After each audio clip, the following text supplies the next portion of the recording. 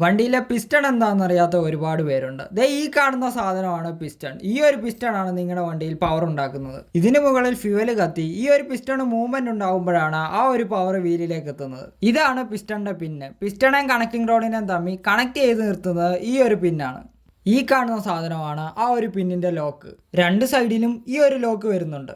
ഈ കാണുന്ന 3 പാർട്സ് ആണ് പിസ്റ്റൺ റിങ്സ്. ആദ്യത്തെ 2 കംപ്രഷൻ റിങ്ങും മൂന്നാമത്തേത് ഓയിൽ റിങ്ങുമാണ്.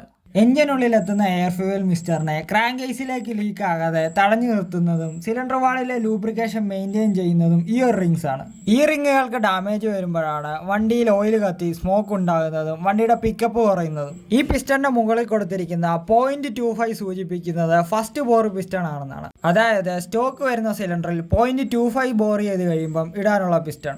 സിലിണ്ടർ വാളിൽ ഡാമേജ് വരുമ്പോഴാണ് ഇങ്ങനെ ബോർ ചെയ്യുന്നത്. എക്സോസ്റ്റ് സൈഡിനെയാണ് ഈ ഒരു ആരോ മാർക്ക് സൂചിപ്പിക്കുന്നത്. ഓയിൽ ഫ്ലോയ്ക്ക് വേണ്ടിയാണ് ഈ ഹോളുകൾ കൊടുത്തിരിക്കുന്നത്. സോ ഇതുപോലെ അറിയാൻ ആഗ്രഹമുള്ള ടോപ്പിക്കുകൾ ഉണ്ടെങ്കിൽ കമന്റ് ചെയ്യ്.